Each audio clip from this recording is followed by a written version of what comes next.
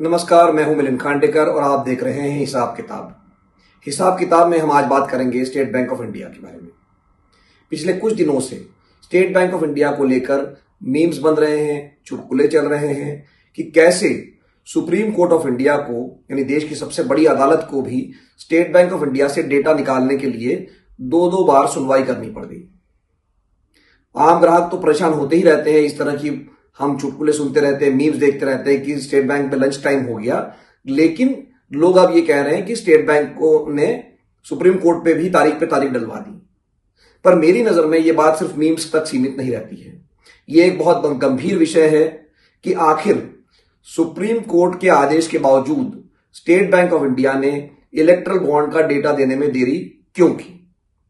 तो ये बात समझने के लिए मैं आपको सबसे पहले क्रोनोलॉजी समझाता हूं कि इसकी क्रोनोलॉजी को समझिए कि क्या क्या हुआ है और फिर आपको समझ में आएगा कि देरी का कारण क्या हो सकता है।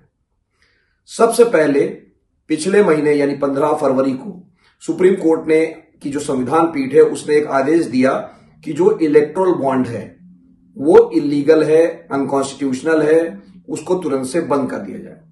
अब इसमें स्टेट बैंक ऑफ इंडिया का रोल ये था कि 2018 में जब ये स्कीम शुरू हुई थी तब स्टेट बैंक ऑफ इंडिया ही ऐसी एकमात्र बैंक थी जिसको ये बेचने का अधिकार था और इसको भुनाने का अधिकार था। यानी जिसे भी चंदा देना है किसी राजनीतिक पार्टी को, उसको बॉन्ड खरीदने पड़ते थे स्टेट बैंक ऑफ इंडिया से ही, उसकी जो निर्धारित ब्रांच थी उससे ही, और वो जब जिस पार्टी को मिलता था वो जब भुनाने जाती थी तो उसको भी स्टेट बैंक में ही जाकर उसको भुनाना पड़ता था।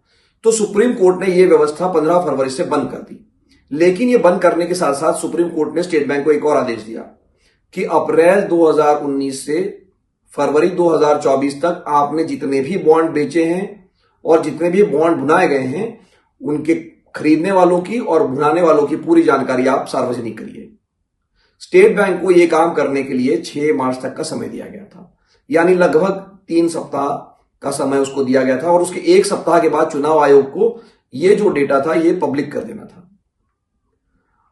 यह डेटा महत्वपूर्ण इसलिए था क्योंकि जब तक यह डेटा सामने नहीं आता तब तक यह वोटरों को पता नहीं चलता कि किस कंपनी ने किस पार्टी को कितना चंदा दिया है। तो बहरहाल हमने बिस्तक पर भी इस पर पहले चर्चा की थी। सबको इंतजार था 6 मार्च का कि भाई अब स्टेट बैंक डेटा देगा। लेकिन 2 दिन पहले स्टेट बैंक चला गया सुप्रीम कोर्ट और एक एप्लीकेशन लगा दी। 4 मार्च को उन्होंने एक एप्लीकेशन लगा दी कि ये जो डेटा है इसको मैच करने में हमको 30 जून तक का समय चाहिए। उनकी ये दलील थी कि एक तरफ लगभग 22,000 एंट्रीज है मतलब खरीदने वालों की, और उतनी ही एंट्रीज है भुनाने वालों की, मतलब कुल मिलाकर 44,000 एंट्री है और इनका मिलान करने में हमको लगभग 3 महीने का समय चाहिए। तो ये अर्जी लग गई। अब अर्जी लगने की वजह से जो 6 मार्च की डेडलाइन थी वो जाती रही। तो अब हल्ला मचा कि भाई स्टेट बैंक जो है चुनाव से पहले ये डेटा बाहर नहीं आने देना चाहता, इसलिए इस तरह की अर्जी लगाई गई। तो इस केस के जो पिटिशनर्स थे उन्होंने सुप्रीम कोर्ट ऑफ इंडिया में एक कंटेम्प्ट यानी अवमानना की याचिका लगा दी स्टेट बैंक के खिलाफ। तो दोनों जो केसेस थे उनकी अवमानना की जो केस थी और स्टेट बैंक की जो अपनी अर्जी थी कि हमको 30 जून तक का समय चाहिए, इस पर सुनवाई हुई 11 मार्च को। 11 मार्च को जब सुनवाई शुरू हुई तो वापस यही दलील दी हरीश साल्वे साहब जो वकील थे स्टेट बैंक ऑफ इंडिया के, बड़े वकील हैं। लेकिन कोर्ट ने उनकी कोई दलील नहीं सुनी। उन्होंने कहा कि आप मैच वैच करने के चक्कर में मत पड़िए, जो भी डेटा आपके पास है आप उसको वैसे के वैसे ही पब्लिक कर दीजिए। हमने जब आदेश दे दिया तो उसको रोकने का कोई कारण नहीं है। तो ये आदेश का परिणाम ये हुआ कि 11 मार्च को ये आदेश दिया और अगले 24 घंटे में ये डेटा बाहर आ गया। 12 मार्च की शाम को देश को पता चल गया कि किस कंपनी ने या किस व्यक्ति ने किस पार्टी को कितना चंदा दिया। लेकिन फिर भी एक पेश था, स्टेट बैंक ने फिर भी एक जानकारी नहीं दी थी या कह लीजिए छुपा दी थी। इसीलिए स्टेट बैंक की नीयत पर बार बार सवाल उठ रहा था। अब ये जानकारी क्या छुपा ली थी कि आपके पास ये डेटा तो था कि फ्यूचर गेमिंग कंपनी ने 1368 करोड़ रुपए दिए, लेकिन ये पता नहीं था कि ये किस पार्टी को दिए गए। किस पार्टी को कितना चंदा मिला ये भी हमको पता था, लेकिन किस कंपनी ने दिए ये नहीं पता था। अब ये पता चलने का एक ही तरीका था वो था अल्फा न्यूमरिक नंबर। ये मैं पहले भी एक्सप्लेन कर चुका हूं कि अल्फा न्यूमरिक नंबर होता है, जैसे कि आपका करेंसी नोट होता है 100 रुपये का, 500 रुपये का, उसमें एक नंबर होता है। हर नोट पर वो यूनिक नंबर होता है, वो नंबर किसी और नोट पर नहीं होता है। तो वैसा ही नंबर हर बॉन्ड पर दिया गया था सिक्योरिटी रीजंस की वजह से, कि कोई इसका डुप्लीकेट ना बना दे, कोई इसका नकल न चला दे, जाली न बना दे। तो वो नंबर जो है वो स्टेट बैंक ऑफ इंडिया ने उसको जारी नहीं किया। अब अगर वो नंबर मिल जाता तो ये पता चल जाता कि किसने ये बॉन्ड खरीदा है और किसने इसको, यानी किस पार्टी ने इसको भुनाया है। तो ये जब वापस उन्होंने ये जानकारी छुपा ली या ये जानकारी नहीं दी, तो दोबारा से सुप्रीम कोर्ट में केस लगा। और तब जाकर जब सुप्रीम कोर्ट ने फटकार लगाई, तब जाकर स्टेट बैंक ने कहा कि हमारे पास जितनी भी जानकारी है वो हम सारी सार्वजनिक कर देंगे, और जो कि अभी कुछ दिन पहले सार्वजनिक हो गई। लेकिन ये सार्वजनिक जानकारी में भी एक बात समझिए कि इसमें अल्फा न्यूमरिक नंबर की एक लिस्ट आई और जो भुनाने वाली पार्टी है उसका अल्फा न्यूमरिक नंबर की दूसरी लिस्ट आई। मतलब स्टेट बैंक ने ये जो कहा था कि हमको 30 जून तक का समय चाहिए या 3 महीने तक का समय चाहिए, तो इन्होंने ये डेटा मैच करके नहीं दिया, उन्होंने ये 2 अलग अलग सेट दे दिए, 2 अलग अलग लिस्ट दे दी।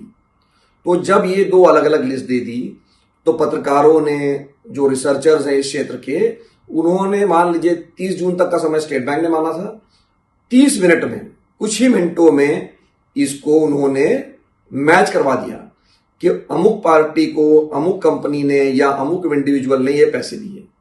तो अब ये सवाल उठा कि जिस बात के लिए स्टेट बैंक ने याचिका लगाई थी कि हमको 30 जून तक का, यानी कि लगभग 3 महीने का समय दिया जाए या डेटा मैच करने के लिए, अगर ये सुप्रीम कोर्ट इंटरवीन नहीं करता, 2 बार सुनवाई नहीं करता, तो ये जानकारी चुनाव से पहले देश को पता नहीं चलती कि किसने किसको कब और कितना चंदा दिया। ये जानना जरूरी क्यों है हमारे लिए?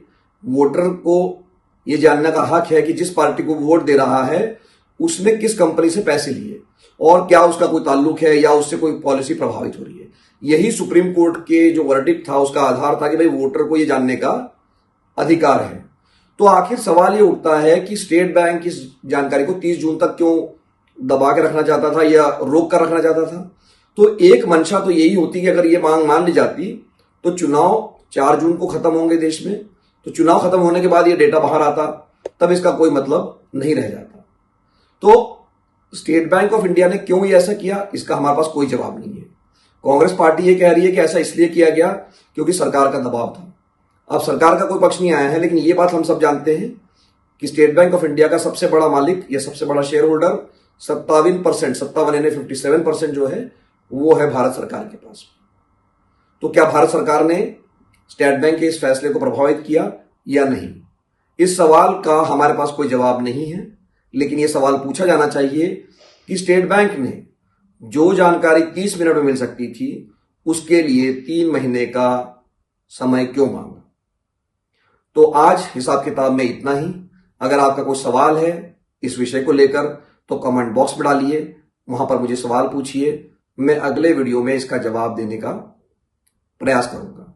अगर ये वीडियो आपको पसंद आया तो इसको आप लाइक कीजिए, शेयर कीजिए और हमारे चैनल बिज तक को सब्सक्राइब कीजिए। नमस्कार।